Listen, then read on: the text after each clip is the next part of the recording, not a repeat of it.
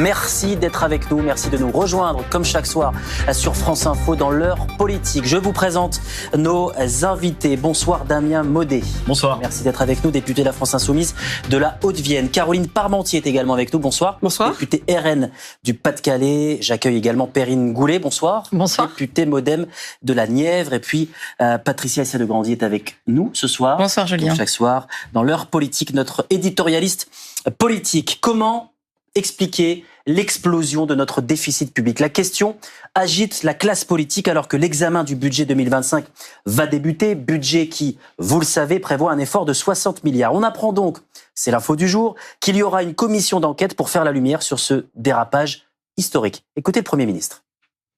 Si on regarde le passé récent, 2017-2018, les gouvernements précédents ont ramené en dessous de 3% le déficit.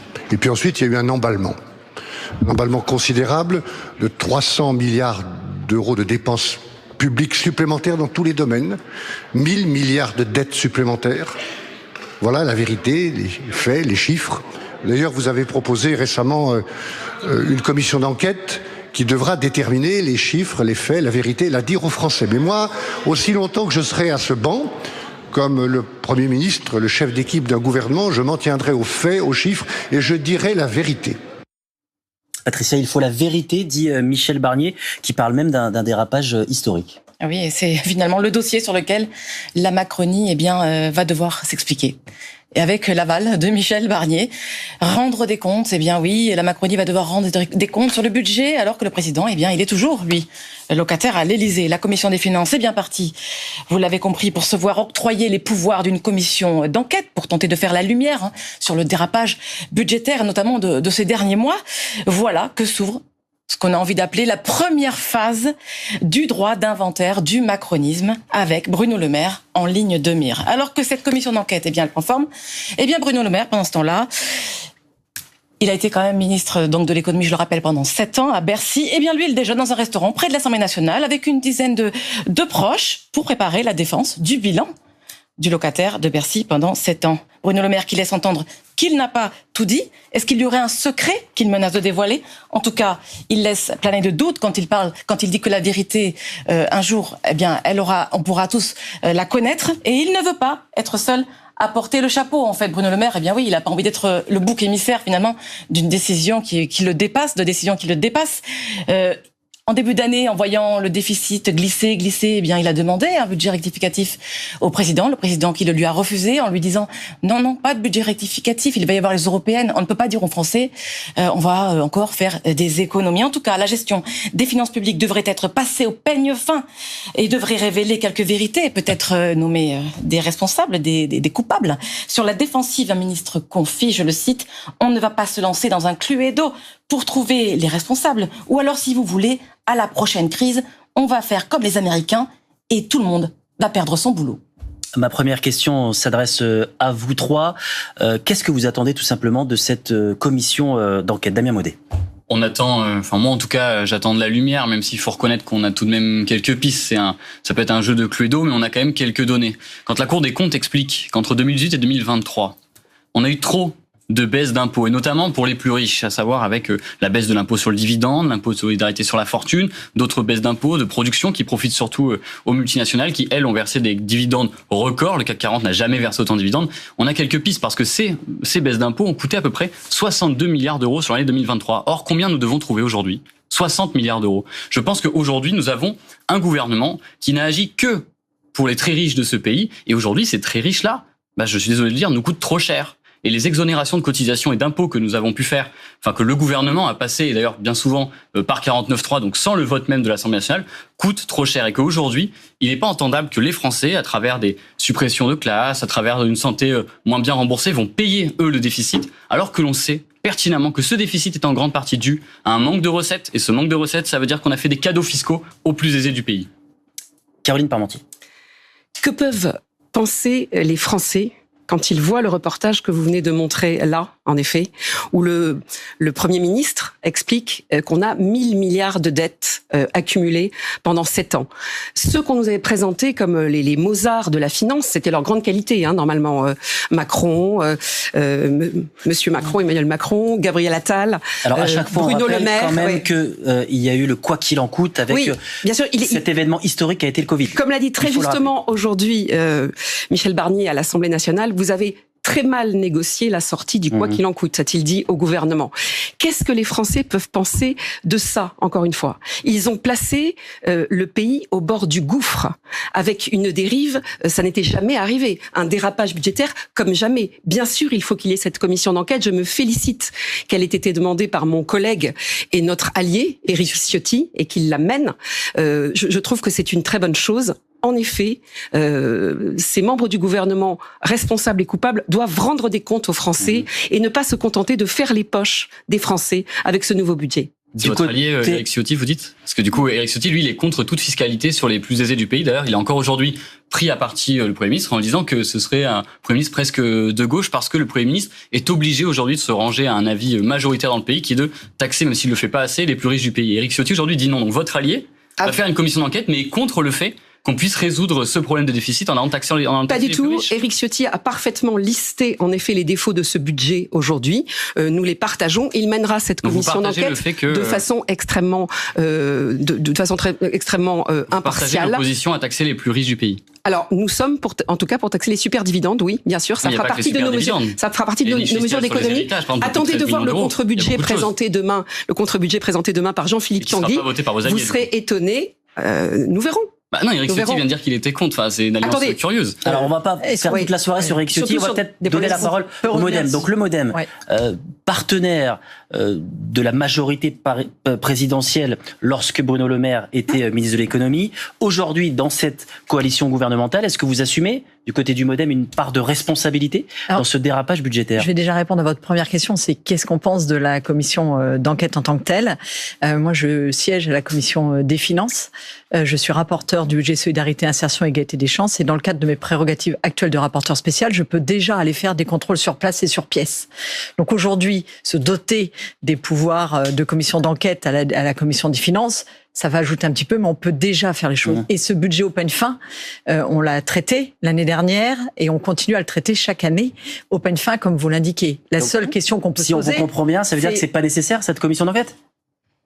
Honnêtement, voilà, elle va se faire très bien. On voit bien qu'il y a beaucoup de commissions d'enquête qui sont faites à l'Assemblée nationale parce que c'est un rôle très important. Non, mais jamais sur ce thème-là. C'est très rare. La dernière, c'était Alexandre Benalla. Elle a été complètement abordée par le gouvernement. Il y a des commissions d'enquête qui sortent tous les mois. Il y a eu la commission crèche, il y a la commission d'enquête sur l'audiovisuel, il y a eu la commission d'enquête sur la dissimulation. Il y a eu la commission d'enquête et on voit justement que souvent pas sur la dissimulation d'un dérapage budgétaire. On voit quand même que ces commissions d'enquête souvent elle n'apporte pas grand-chose à la fin. Est-ce que je crains dans cette commission d'enquête, et je vais finir mon propos si on le permet sans crier, ça serait intéressant de pouvoir s'entendre. Ce que je crains dans cette commission d'enquête, c'est qu'on fasse énormément de déceptions, parce qu'on dit ils vont devoir rendre des comptes et des choses comme ça, mais en fait il y aura rien derrière. On va découvrir à peu près pourquoi il y a eu des déficits, mais il va falloir trouver une solution. Et les soi-disant entre guillemets coupables, il n'y aura rien qui leur arrivera par la suite, parce que nous ne sommes pas une commission d'enquête judiciaire, donc il n'y aura pas de suite judiciaire. Vous dites quoi, circuler, il n'y a rien à voir? Non, c'est pas ce que je dis.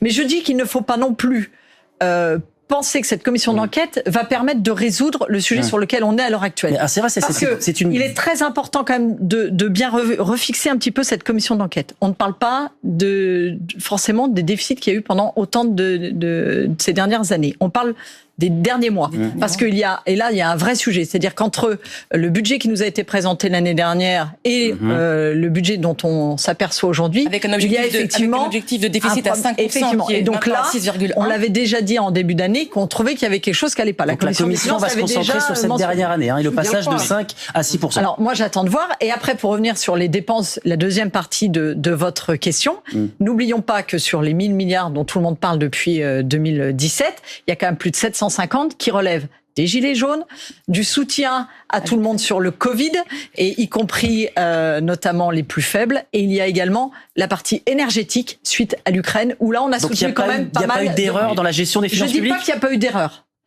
La grande erreur qu'il y a, c'est qu'on n'est pas assez réformé et baissé les dépenses publiques. Ça, c'est un vrai enjeu. Après, et là où je rejoins et appartenant au MoDem, on aurait voulu faire d'autres choses, notamment l'année dernière, on avait proposé une taxation sur le rachat d'actions. On avait proposé que, typiquement, quand il y a des gros dividendes, si ces dividendes vont aux actionnaires et pas dans l'entreprise aux salariés, on puisse les taxer. Donc non, il y avait besoin de faire quelque chose là-dessus. Mais maintenant, je tiens juste quand même à rappeler que cette commission d'enquête désignera peut-être des personnes qui ont des responsabilités, mais derrière, il y aura pas autre chose. Et ça, je pense que c'est important que les Français l'entendent. Qui est octroyée à une commission permanente, et c'est ça qui est oui, bien sûr. Et c'est ça qui fait que cette commission d'enquête, eh bien, elle est lourde de sens. J'entends, mais quelque part, on ne changera pas. Malheureusement, on n'a pas les pouvoirs judiciaires. Vous le savez très bien, puisqu'une commission d'enquête à l'Assemblée nationale ne peut justement pas enquêter sur des problèmes judiciaires. Mais ça permettra d'éclairer les Français. Bien sûr, sous serment, le ministre parlera sous serment. On peut espérer qu'il ne mentira pas. Comme nous toutes et tous ici, vous êtes députés, vous êtes élus par le peuple. Et là, vous êtes en train de dire que même si la commission d'enquête prouve que vous avez, je ne sais pas, moi, au hasard, fait trop de cadeaux aux plus riches de ce pays, aux très riches de ce pays, vous ne changerez rien. Alors c'est pas ce que je vous ai dit. C'est extrêmement grave. Mais si vous dites que cette commission d'enquête, vous dites que cette commission d'enquête ne changera rien et qu'il n'y aura pas de conséquences, mais ça c'est extrêmement grave. C'est pas ce que je dis. Je vous dis que sur les personnes qui vont être pointées du doigt, malheureusement, il n'y aura pas de choses. Il y a des questions de personnes, mais il y a des questions de politique. C'est-à-dire qu'aujourd'hui, cette commission d'enquête prouve, ce qui est à mon avis assez évident, qu'aujourd'hui il y a eu trop de cadeaux fiscaux aux beaucoup plus riches, que dit d'ailleurs Pierre Moscovici de la Cour des comptes. Il y a eu pas mal de soutien aussi aux plus faibles. Il ne faut pas l'oublier. En échelle, c'est pas pareil. Il y a eu les deux côtés de l'échelle qui ont été. Oui, mais les plus faibles ont besoin, les plus riches n'avaient pas besoin. Voilà. Et qu'aujourd'hui, par contre, effectivement, qu'il faut aider les plus faibles dans le pays. Par contre, les très riches. L'emploi qui accompagne. Je suis désolé, mais quand vous regardez toutes les études de France Stratégie qui appartiennent au cabinet du Premier ministre, ils expliquent que souvent ça n'a pas d'effet, ces exonérations de cotisations, de baisse d'impôts. Par contre, en revanche, ça nous coûte très très cher. Et moi, je trouve ça assez grave. Par contre, que vous puissiez dire, aujourd'hui, il y a une commission d'enquête. Mais je le dis tout de suite aux Français, ça ne changera rien. Mais c'est très grave. C'est pas ce que je vous ai dit. Je vous ai dit à rien. J'ai pas dit que ça servira à rien. Je vous explique juste que, contrairement à ce que j'entends depuis sur les médias depuis ce matin, même s'il y a des personnes où on imagine qu'elles ont mal agi dans leur travail, il n'y aura pas de poursuite, notamment judiciaire ou autre. Et ça, je pense que les Français faut qu'ils l'entendent. Mais aujourd'hui, il y a un changement de politique. Vous voyez bien, il y a un nouveau Premier ministre. Il y a un changement de politique. Et moi, en tout cas, au MoDem, on aspire et on fera des propositions, notamment d'amendements sur ce projet, notamment sur la partie recettes. Et également sur ceux que vous appelez entre guillemets les plus riches, mais qui pour moi ne sont pas forcément à toujours être ceux sur qui on crache à longueur d'année, parce qu'il y a aussi, il y a aussi pas mal de mauvaises dépenses dans notre pays sur lesquelles il faut qu'on revienne. Le Premier ministre a par exemple parlé de nombreuses agences où l'on ne sait pas trop ce que chacune peut faire avec parfois des recoupements. Je pense qu'il faut qu'on regarde aussi cette partie dépenses. Par contre, j'ai entendu plus tôt dans la journée que vous y allez, qu'il y avait plusieurs personnes, il y a eu beaucoup de fonctionnaires en plus. Oui.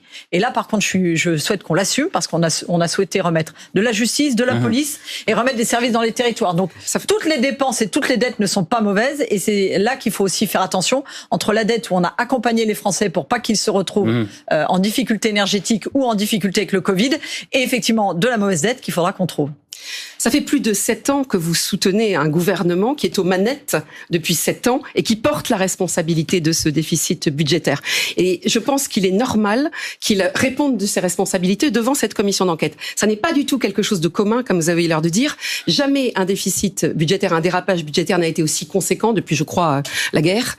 Et jamais une commission d'enquête, à savoir la commission des finances, ne s'est saisie d'une telle commission d'enquête. Et ça, je pense que c'est quelque chose de tout à fait important. Par ailleurs, le budget qui a été présenté, je pense qu'on en reparlera, va dans tous les sens. Il y a une cacophonie incroyable au niveau de l'État. Alors, on reviendra sur la cacophonie. Ça fait 7 ans qu'ils soutiennent Emmanuel Macron et vous, ça fait 2 mois que vous soutenez ce gouvernement et vous dites que c'est une cacophonie. Alors, on ne soutient absolument pas ce gouvernement. Absolument pas. Je vous rappelle c'est un soutien sans participation. Je vous rappelle dans n'importe quel autre pays d'Europe, on dirait ça. Je vous rappelle qu'il est sous surveillance. Nous n'avons pas la stratégie de bordélisation de la LFI, excusez-nous, et nous attendons de voir. Même voter une censure, c'est la bordélisation. Nous attendons de voir. De toute façon, vous ne pourrez pas la remporter sans nous, vous le savez très bien. Nous avons 11 millions de voix. Nous sommes est-ce que les Français, qu'est-ce qu'ils vont gagner? Est-ce que je peux juste terminer? Allez-y. Nous sommes le premier parti de l'Assemblée nationale en nombre. Il faut compter avec nous. Le gouvernement est sous surveillance démocratique. Nous allons aborder ce budget, en effet, avec les lignes rouges que nous avons déjà dénoncées, qui sont l'augmentation de l'AME de 100 millions, alors que dans le même temps, on baisse on baisse le prix des remboursements des consultations médicales pour les Français. On augmente l'aide alors médicale. Le gouvernement est d'accord pour dire qu'il va y avoir des amendements, on va en rediscuter. C'est un sujet dont on peut parler. Ça change tous les jours. Aujourd'hui, en tout cas, voilà hier, il disait qu'il y avait une augmentation sur l'AME, de 100 millions, à savoir 8%. Et que donc, aujourd'hui, 100 millions, on cherche 60 milliards. Hein. Oui, 100 millions. Bien sûr. Je veux dire, on est quand même sur des échelles. Il y a d'autres moyens de faire des économies. Et par ailleurs, l'AME, si vous la supprimez, on aura des gens qui vont tomber malades de plus en plus gravement, qui vont aller contaminer les autres, et donc ce sera encore plus grave au niveau de l'hôpital. Pour la remplacer par l'AMU, c'est-à-dire l'aide médicale d'urgence. Nous ne sommes pas pour la supprimer. Mais imaginez ce que peuvent penser les Français, une dernière fois. Ce que peuvent penser les Français à qui on explique que leurs consultations médicales vont être moins bien remboursées, tandis que dans le même temps, on augmente de 8% l'aide médicale pour les étrangers. Alors, il faut juste dire que c'est pas les mêmes sommes et qu'aujourd'hui, effectivement, il y a un sujet, que les Français ne doivent pas payer plus cher pour leur consultation médicale, mais dire que c'est sur l'AME que vous allez trouver ça, alors qu'en plus, en supprimant ça, vous allez augmenter les épidémies. On va pas faire le débat sur l'AME qu'on a déjà eu souvent. Sur l'AME, c'est une des lignes rouges de ce budget. Alors, je voudrais qu'on revienne. On va y revenir. Mais d'abord, on va revenir sur cette commission d'enquête parce qu'il y aura évidemment une audition qui sera très attendue, celle de Bruno Le Maire, ministre de l'économie entre 2017 et 2024.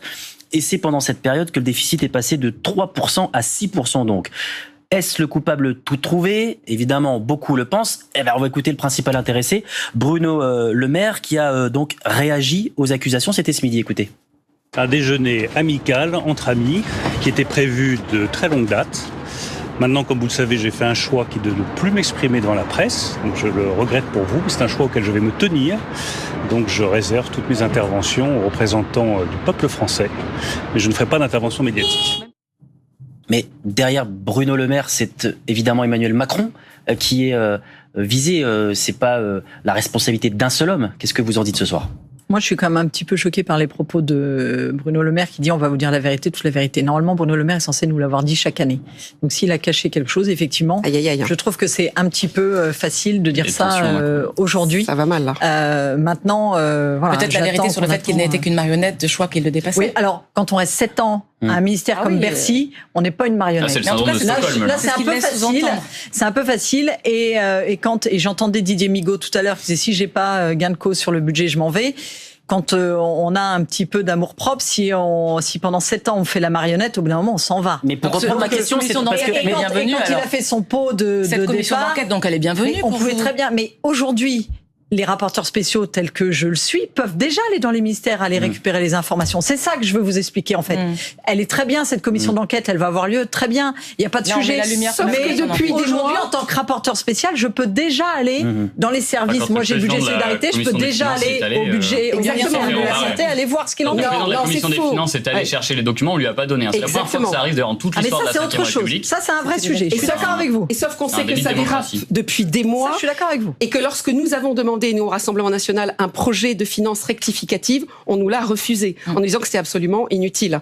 C'était au printemps dernier, ça aurait été extrêmement utile. Mais comme il y avait les européennes qui arrivaient... Le ministre de l'économie l'a demandé, ce budget rectificatif, parce qu'il a vu que ça glissait. Tout l'objet de cette commission d'enquête. Alors, c'est peut-être ça qu'il a envie de dire, c'est peut-être cette vérité-là. En fin d'année dernière, on avait déjà des doutes sur le glissement, et il n'y avait pas besoin d'un PLFR. Pourquoi ? Parce que vous avez eu du mal à refermer les vannes des aides exceptionnelles, les chèques énergie, tout ça. Et donc vous êtes resté dans ce... Qu'est-ce qui s'est passé en fait ? Effectivement, je pense que est-ce que vous siégez à cette commission des finances ? Les aides au soutien des Français n'ont pas été arrêtées, peut-être assez tôt, mais on voit aujourd'hui comment c'est compliqué d'arrêter des aides, notamment les aides sur l'énergie. On voit bien que si on arrête ce bouclier, eh bien ça va faire automatiquement augmenter la facture des Français et des entreprises. Donc c'est jamais un choix facile. Mais ce que vous leur donnez d'un côté, vous leur reprenez de l'autre. Donc de toute façon, est-ce qu'il ne vaut pas mieux finalement assainir ? Est-ce que c'était si urgent que ça ? On reprend pas forcément aux mêmes personnes. Je veux dire, continuer à garder un tarif de l'énergie qui est intéressant pour la plupart des Français, c'est pas la même chose que d'aller taxer les plus petits seront moins taxés que les autres. Donc à un moment, quand Damien Maudet dit qu'il y a eu des cadeaux fiscaux qui ont fait baisser les recettes de l'État, qu'est-ce que vous répondez ? Alors c'est une politique fiscale qui, juste avant le Covid, fonctionnait, puisque on avait au-delà de l'emploi qui allait mieux en 2019. On avait une baisse significative de l'endettement pas de l'endettement, du déficit public. On était revenu dans les normes qu'attendent l'Europe. Donc la première partie qui était basée sur cette politique a plutôt fonctionné. Effectivement, il y a eu une dérive à partir de la crise Covid. Mais si on est un petit peu objectif entre 2017 et 2019, on voit bien que le PIB a augmenté, parce que d'ailleurs, on n'en parle pas assez, mais dans les 700 milliards d'euros de dépenses en plus, dans le même temps, le PIB a augmenté de 560 milliards d'euros. Les taux d'emprunt étaient très bas aussi, et ça a beaucoup servi. On voit bien quand même qu'il y avait eu une politique avant la crise Covid qui commençait à montrer ses fruits. Oui, maintenant, vous avez raison, il y avait sûrement, et d'ailleurs, il l'avait dit Bruno Le Maire dans une commission il y a un an, disant qu'on ne savait pas en France arrêter les mesures d'urgence qu'on mettait en place. On est plus mal sorti que les autres pays d'Europe. Vous êtes pour ou contre le bilan d'Emmanuel Macron et de Bruno Le Maire? Je comprends pas. Alors moi, j'assume complètement. Alors moi, je vais vous dire, j'assume complètement le fait qu'on ait protégé les Français, même si ça fait 700 milliards de dettes aujourd'hui. J'assume complètement qu'on ait protégé les Français, qu'on ait protégé les entreprises, qu'on ait protégé les salariés, qu'on ait fait le choix de fermer l'économie au moment du Covid pour protéger la santé des Français, même si aujourd'hui, effectivement, il va falloir peut-être se serrer la ceinture pour récupérer. Mais si on l'avait pas fait, si on a vu des morts, mais ça c'est toujours votre argument.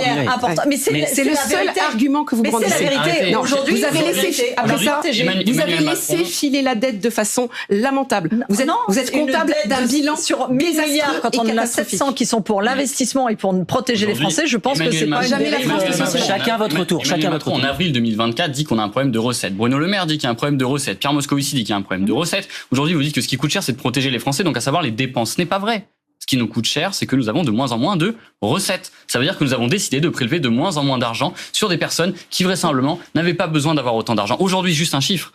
Alors que les Français, eux, en souffrent de plus en plus, que l'hôpital est en train de se casser la figure, qu'il y a des fermetures, qu'il y a des fermetures de classe. Eh ben oui, mais ce n'est pas assez du coup. Parce que quand il y a des fermetures de classe, ça n'a jamais été mis autant sur ces dernières années. Il y a une évolution naturelle des dépenses de l'hôpital et ça ne suit jamais. La Fédération hospitalière de France disait qu'il manquait 1 milliard d'euros l'année dernière sur l'hôpital. Tous les EHPAD sont en déficit et les lits ont continué de fermer. Maintenant, il y a quand même un sujet, ça veut dire qu'aujourd'hui, on a un manque aujourd'hui de recettes qui est structurel et que c'est pas entendable d'aller dire que c'est les Français qui ont coûté trop cher, c'est pas vrai. Le CAC 40 a fait exploser son nombre de dividendes. Les dépenses publiques qu'on n'est jamais capable de diminuer. Les 500 fortunes de ce pays sont passées aujourd'hui, pèsent la moitié du PIB français, la moitié de la production française, tellement ils ont d'argent. Comprenez qu'il est là le problème. Et je le dis, mais de manière même très morale. Aujourd'hui, il y a des gens qui bossent. Aujourd'hui, quand le travail, par exemple, est plus taxé que le capital, il y a des gens qui bossent tous les jours, qui se lèvent, qui font tourner le pays, qui font tourner la nation. Comment peuvent-ils entendre que c'est sur eux qu'on va aller faire des sacrifices alors qu'aujourd'hui, les plus riches du pays vivent très bien. Justement, on a essayé l'année dernière de rehausser la taxe sur le capital, parce que je suis comme vous, je pense qu'à un moment, il faut que le capital soit plus taxé. C'est ce que je vous disais tout à l'heure. Alors, c'est pour ça je suis en face sur un certain nombre de points, mais en tous les cas, on ne peut pas agir que sur les recettes, il faut aussi agir sur les dépenses. Et dans notre pays, on a quand même un gros sujet, avec parfois des compétences qui se recroisent, avec parfois des agences qui sont sur les mêmes domaines. Quelles agences, du coup? Trop de fonctionnaires? Par exemple, lesquels on supprime? Non, je parle pas des fonctionnaires. Je parle, il y a des agences et des dysfonctionnements à corriger. Parce qu'à chaque fois, on nous dit qu'il faut supprimer des choses, mais on ne sait jamais quoi. Enfin, alors, je vous invite à revenir sur le rapport qu'avait fait M. Mattei en commission des finances, où il explique complètement. Je l'ai lu, son rapport. Vous, donc, savoir lesquelles agences peuvent être. Il faudra nous la liste, aller voir ces agents-là, leur dire, bon, et voilà, vous ne servez à rien, du coup, en l'État. Donc, on va supprimer votre agence. Aujourd'hui, c'est pas vrai. Il n'y a pas de fonctionnaire qui ne sert à rien dans le pays. Il n'y a pas d'agent de l'État qui ne sert à rien. Aujourd'hui, on a besoin de plus en plus de fonctionnaires et d'agents. Alors, donc vous nous dites, du côté de la France Insoumise, il ne faut pas réduire la dépense publique? Moi, je pense qu'il faut aller récupérer surtout des recettes avant de se poser la question de ce qu'on peut dépenser. Absolument pas. Donc, le curseur pour vous, donc le curseur pour vous, c'est beaucoup plus de hausse d'impôts, de recettes par rapport à la dépense publique. Attendez, aujourd'hui, quand on parle de hausse d'impôts, attention. Moi, je vous parle des hausses d'impôts ciblées pour les plus riches. Des tas de propositions qui existent, notamment Oxfam, le Nouveau Front Populaire en a fait. Je mets quand même la question, quand on parle de suppression de fonctionnaires, c'est pas rien. C'est pas anecdotique. Quand là, aujourd'hui, on a 4000 professeurs. Il y a 4000 postes de professeurs qui vont être supprimés. Chez moi, c'est à Châteauneuf-la-Forêt, ça va être dans des quartiers populaires de Limoges, des classes qui vont être fermées. Ça veut dire de plus en plus d'élèves dans les classes. Ça veut dire aussi que dans les hôpitaux, par exemple, on va demander à ce qu'on va pas avoir beaucoup plus d'agents alors que les gens cherchent des soignants. On est les plus imposés du monde et on ne s'en sort pas structurellement. Mais vous voulez continuer? Mais ce on n'est pas général, non. Mais bien sûr que si. Mais ce on, arrêtez de dire ce on. Vous avez une solidarité de classe avec les milliardaires du pays? Bah non. Vous avez non. Si LFI, non, alors dans ce cas-là, il faut quand même taxer aujourd'hui sur ceux qui ont beaucoup. La politique économique de LFI, aujourd'hui, nous n'aurions plus d'investisseurs, nous n'aurions plus d'entreprises et nous n'aurions plus de salariés. Donc les leçons économiques de LFI, merci de les garder pour vous. Et pourquoi ? Il y a quelque chose d'intéressant dans cette commission d'enquête, c'est qu'on va savoir si il y a eu une dissimulation. Est-ce que sciemment, on a menti aux Français? Est-ce qu'on leur a dissimulé le fait que la dette filait, mais il ne fallait pas le dire avant les élections européennes? Et c'est peut-être même pour ça qu'il y a eu une dissolution. Alors justement, voilà ce qui peut sortir peut-être de cette commission d'enquête. Parce qu'on savait qu'au budget, ça ne passerait pas. Alors sur ces soupçons de dissimulation, on va écouter Éric Coquerel, le président de la commission des finances. C'était cet après-midi. Moi, je pars pas du principe, par exemple, certains le font, je pars pas du principe que c'est forcément de la dissimulation. Voilà. Je dis aussi que ça peut être une série d'aveuglements sur les résultats d'une politique économique. Voilà. Donc là, c'est un débat politique. Mais je pense que quelle que soit la raison ou les raisons, à mon avis, il y a plusieurs en réalité, qu'on arrivera à mettre sur table à la fin de cette commission d'enquête, je pense que c'est bon pour tout le pays, pour tous les gouvernements, quels qu'ils soient. Et donc, de ce point de vue-là, je pense que c'est faire œuvre pour l'intérêt général. Dissimulation ou pas? Est-ce que c'est une grave accusation? Vous la reprenez ce soir? S'il y a eu de la dissimulation, oui, c'est très grave. Maintenant, je partage un petit peu ce que dit, et même beaucoup, ce que dit Éric Coquerel, le président de la Commission des Finances. Quand il dit qu'il y a peut-être un aveuglement idéologique, un déni total. Franchement, quand on est à l'Assemblée nationale, c'est un peu le sentiment qu'on peut avoir. C'est-à-dire qu'aujourd'hui, on montre avec des chiffres que c'est pas possible de continuer dans ce sens-là. Et pourtant, il continue. Mais je crois que il peut y avoir les deux, un peu de dissimulation. Mais je pense que chez certains députés, c'est aussi aujourd'hui un aveuglement en se disant mais non, on a toute confiance dans le président de la République, alors que depuis 7 ans, nous sommes menés vers la catastrophe. C'est tout l'intérêt de cette commission d'enquête, d'éclairer ce point. Dont Madame Goulet continue de nous dire qu'il ne faut pas en attendre trop et qu'elle n'est pas si intéressante que ça. C'est incroyable comme discours quand même. Alors qu'on vit des moments historiques là. On vit des moments tout à fait historiques. Très bien, on vit des moments historiques. Oui. Alors pour conclure sur cette commission d'enquête, parce qu'il y en a d'autres sujets. Je ne sais pas ce qui est le plus historique. Est-ce que le plus historique, c'est quand même d'essayer d'avoir un budget qui tient la route en essayant de protéger les Français plutôt que de passer des heures et des heures sur Merci pour la transition. C'est trop facile. Non mais c'est trop facile. Alors vite, parce qu'on va avancer sur le budget. Et quand on parle de dissimulation, jusqu'en décembre l'année dernière, il n'y a jamais eu de dissimulation. Tous les chiffres sont toujours apparus. Là, on a un décalage entre le projet de loi qui a été voté en décembre par le Parlement et ce qui arrive aujourd'hui. Donc, s'il y a dissimulation, elle est que sur le début d'année. Et moi, j'y crois pas. Je pense effectivement qu'il y a peut-être des choses. Et on va laisser la commission d'enquête faire son travail. Ce qui est sûr, en tout cas, c'est que l'examen du budget 2025 va débuter. Patricia, et le moins qu'on puisse dire, c'est que Michel Barnier est en terrain miné.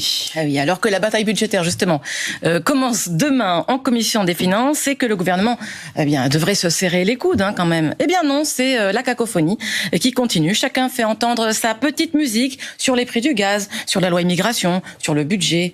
Chacun a ses lignes rouges pour la solidarité gouvernementale, on repassera. Alors les couacs, tous les gouvernements en ont connu. Mais là, ça s'ajoute à la fragilité de l'autorité de leur chef, Michel Barnier, qui sera rendu responsable s'il y a échec. En tout cas, tous les ingrédients sont là pour que le gouvernement devienne le royaume de l'anarchie, sans chef pour cheffer. Et Michel Barnier a beau vouloir créer de la cohésion de groupe. Aujourd'hui encore, il a reçu à Matignon, les présidents, les représentants de la majorité, ce socle commun qui n'a jour après jour plus grand-chose en commun au sein de cette coalition qui va du MoDem à LR, passant par Ensemble pour la République, le groupe des atalistes.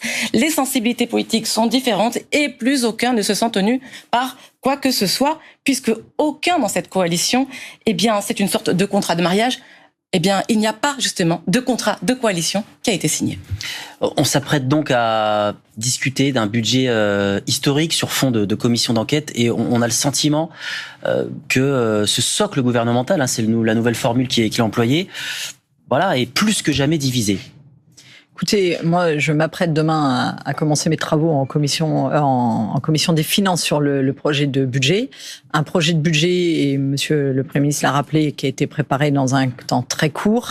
Et il espère que les travaux parlementaires vont l'enrichir dans un sens ou dans l'autre. Donc, on compte bien faire notre travail. On a détecté, en tous les cas, nous, au MoDem, un certain nombre de points sur lesquels on souhaite faire évoluer ce budget. Donc on va traiter ce budget en fonction de ce qu'on pense le mieux. Après, bien entendu, il faut que chacun et chacune à la Commission des finances ait conscience qu'on n'aura pas un budget tel qu'on le rêve, chacune et chacun, parce que personne n'a gagné les élections, qu'il y a personne qui n'a la majorité absolue à l'Assemblée nationale. Et par contre, là où je pense que les Français ne comprendraient pas, c'est que si on n'est pas capable à un moment d'essayer de se poser pour essayer d'avoir un budget pour l'État français, et donc moi c'est dans cet esprit-là, en tous les cas, que je vais en état commission des d'esprit finances. positif, on l'entend ce soir, mais on a envie de comprendre quand même comment ça se passe concrètement.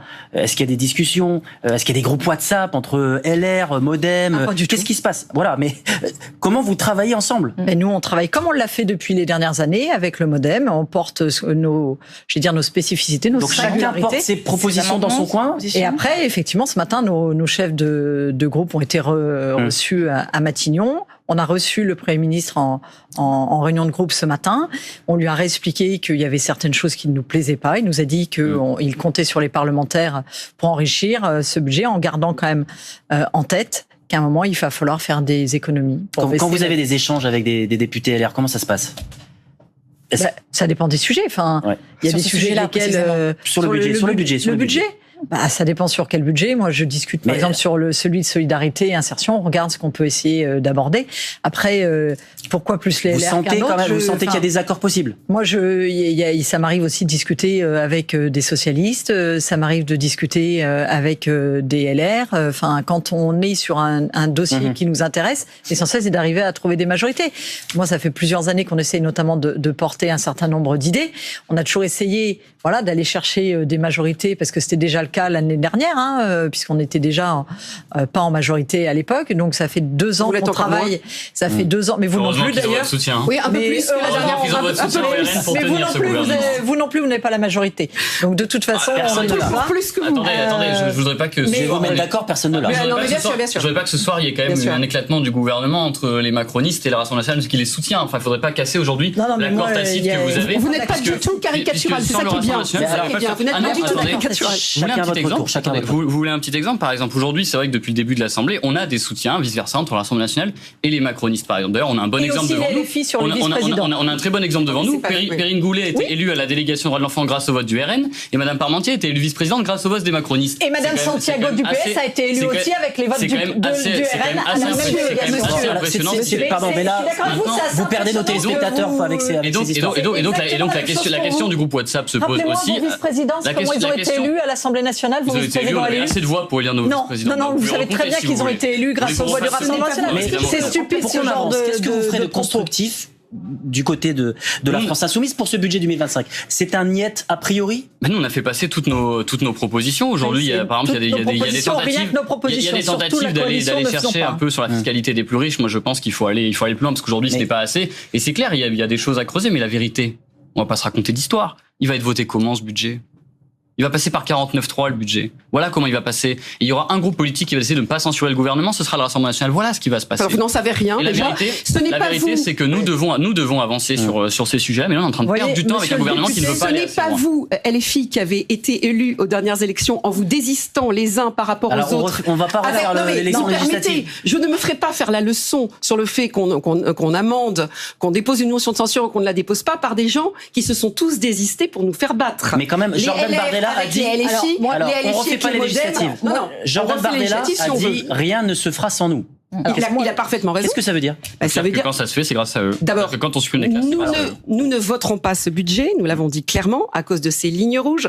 Vous parliez de la cacophonie tout à l'heure, Madame Goulet. Vous êtes un bon petit soldat et c'est tout à votre honneur de votre bloc central. Moi, je ne me permets pas ce genre de propos. Vous avez le doigt sur la couture pour défendre Marine Le Pen. Je pense que c'est vraiment contre-productif ce que vous êtes en train de dire. Ce n'est pas du tout une critique dans ma bouche, mon petit soldat. Au contraire, si vous voulez savoir. Je pense qu'à plusieurs reprises, j'ai démontré que justement, je n'étais pas forcément ce bon petit soldat et que j'étais capable d'avoir des quand vous décrivez l'harmonie, j'ai des yeux pour voir au Parlement et je vois très bien que ça se passe assez mal dans les rangs entre effectivement le nouveau gouvernement, l'ex-majorité macroniste, les modems, etc. Il y a des gros moments de flottement et des gros moments malaisants. Je pense que c'est plutôt sain C'est-à-dire de ne pas avoir justement un bloc uni et avoir des personnes qui sont capables de s'interroger et de ne pas être d'accord sur un certain nombre de points. Ça prouve justement que nous ne sommes pas le petit doigt sur la couture sur un seul leader et que nous sommes capables de réfléchir et de décider sur des arbitrages que nous pourrons faire. Et d'ailleurs, nous sommes très contents d'avoir un leader. Ce que je regrette, vous voyez, c'est que justement, pourquoi on va être obligé de passer par le 49.3 ? Parce que c'est clair. Donc. Et ça, mais je sais pas si ça va c'est déjà annoncé. C'est une réflexion qui est cohérente. Vous voyez, ce qui me gêne, c'est que depuis le début et depuis qu'on est réélu, on entend. D'un côté, c'est mon programme avec mon programme. J'ai mes lignes rouges.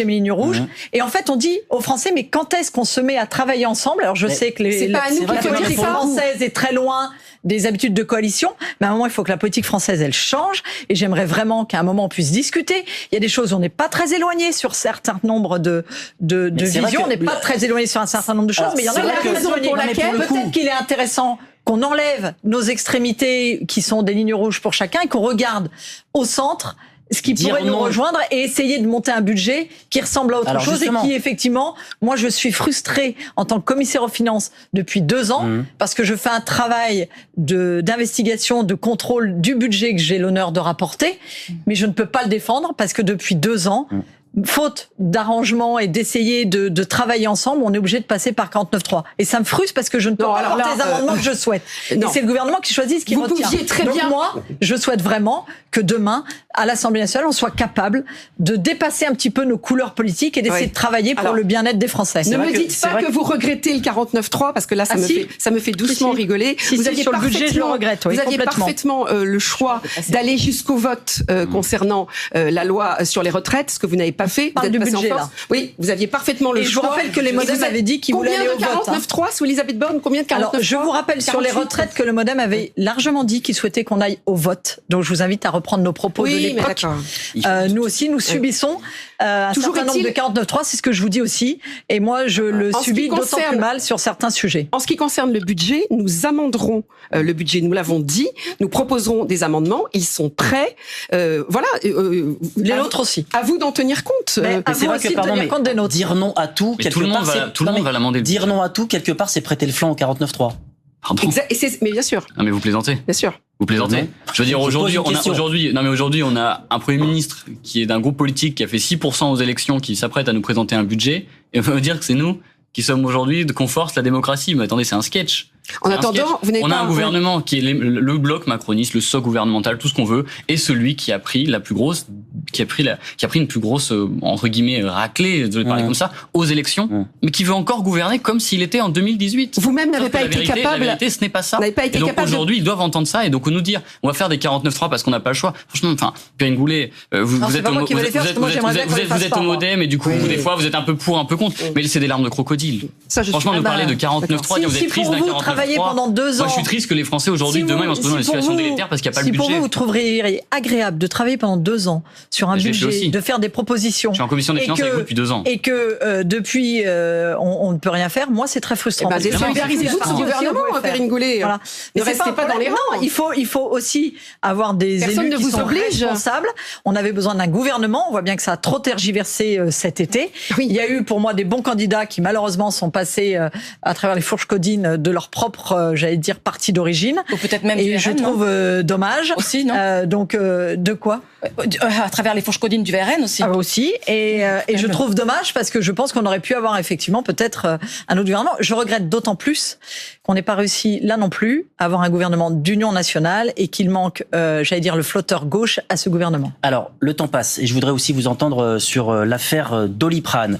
Vous savez que Sanofi, le groupe pharmaceutique français, a annoncé donc en fin de semaine dernière avoir choisi un fonds d'investissement américain pour lui céder potentiellement le contrôle d'une filiale qui commercialise le médicament Doliprane, le plus utilisé, le plus consommé par les Français. De nombreuses voix s'inquiètent pour la souveraineté de la France dans la production de médicaments. On va d'abord écouter Olivier Faure, le patron du PS. Écoutez.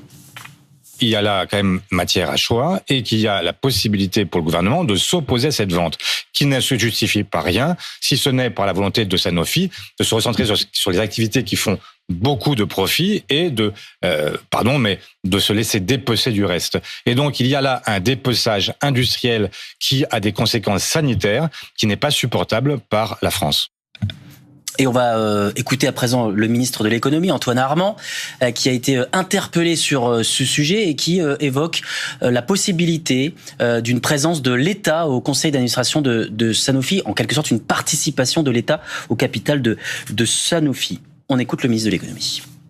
Quelle garantie et quelle contrepartie pensez-vous obtenir de la part de Sanofi et de la part des différentes parties impliquées dans l'opération? Merci beaucoup. Je vous remercie. Nous avons commencé à exiger, discuter avec l'ensemble des parties prenantes si le projet venait à en être un, puisque pour le moment, il n'y a que discussion exclusive. Le maintien de l'emploi, l'empreinte industrielle, la recherche et développement et évidemment la localisation du siège. Je suis en train d'étudier la possible présence de l'État au conseil d'administration ainsi que la participation au capital, parce que la stratégie industrielle et de souveraineté que nous avons construite ces dernières années ne se négocie pas. Comptez sur notre vigilance. Alors, participation de l'État, et je vais même poser une question pour aller potentiellement plus loin. Est-ce qu'il faut nationaliser Sanofi ? Certainement pas. D'abord parce que ça coûterait 120 milliards et qu'il y a un moyen de faire totalement différemment. Encore une fois, le gouvernement, grâce au décret Montebourg, peut très bien s'opposer à la vente du Doliprane. Désolé, là encore, qu'est-ce que les Français peuvent imaginer alors qu'ils ont passé l'hiver parfois à faire plusieurs pharmacies parce qu'ils ne trouvaient pas de Doliprane pédiatrique ou d'amoxicilline?